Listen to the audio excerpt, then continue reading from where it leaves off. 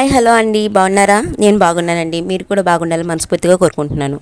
అయితే ఈరోజు మన కథలోకి వెళ్ళిపోతాం. మన కథ పేరు వచ్చేటప్పటికి అలా మొదలైన మాటలు. అందుట్లో మనకి కావాల్సిన పాత్రలు ఏమొచ్చేటప్పటికండి, first one Raghu, second one Ramu. So ఇందుట్లో రఘు వచ్చేటప్పటికండి తన 25th ఇయర్లోనే, అంటే 25వ సంవత్సరంలోనే అమెరికాలో జాబ్ తెచ్చుకొని మ్యారేజ్ చేసుకుని తన ఫ్యామిలీతో అక్కడ సెటిల్ అయిపోతాడు.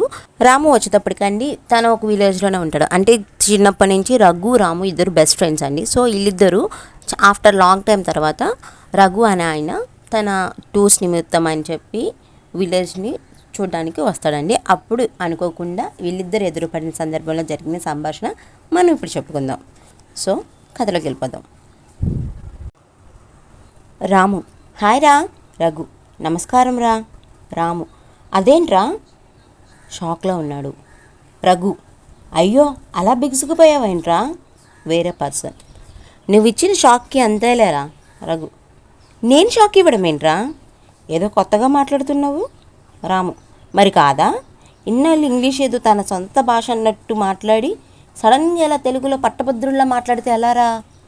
అదేం లేదురా మామ. ఓహో అదా, ఏమి లేదు మామ, ఎప్పుడు ఇంగ్లీష్లో మాట్లాడితే ఏం బాగుంటుంది, అందుకే ఈసారి తెలుగులో ట్రై చేశా. ఎంతైనా తెలుగు మన మాతృభాష కదరా. అయినా ఆ రోజులు బాగుండేవిరా. రాము: ఏ రోజులురా? రఘు: అదేరా, మనం పెట్టగోడెక్కి మరి బలరాం మామ వాళ్ళ చెట్టుకుండే జంటకాయలు కోసుకుని వెళ్ళి సూరమ్మత్త రెండో కూతురు పద్మకిచ్చి కోపించుకుని ఉప్పు కారం పెట్టుకుని తిన్నాం కదా, ఆ రోజులు. రాము: అవునరా. అరే నీ గుర్తుందారా, పొరిగింటి పార్వతీ పిన్ని నీకు పసుపు కూడా రాసింది. రఘు: అవునరా, ఎందుకంటావు? రాము: అరే ఆ రోజు చెట్టెక్కి దిగేటప్పుడు నీ కాలికి దెబ్బ తగిలి ఎంత రక్తం కారిందిరా, అది గుర్తులేదు కానీ కాయ కోసుకొని తిన్నది మాత్రం గుర్తుంది. సరేరా, ఇంకేంటి సంగతులు, అందరూ బాగున్నారా?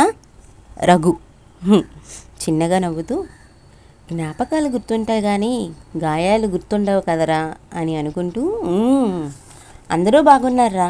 సరే సాయంత్రం కలుసుకుందామా, అదే మన పాత ప్లేస్లో, గుర్తుందా? ఓకేనా? రాము: సరేరా. అమ్మో మా ఆవిడ వస్తుంది రోయ్, ఉంటా. రఘు చిన్నగా నవ్వుతూ: వీడు మారడు. సరే ఫ్రెండ్స్, ఇక్కడతో మన స్టోరీ అనేది ముగుస్తుంది.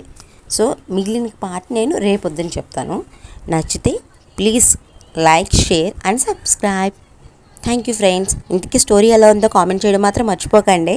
సరే ఉంటా, బాయ్.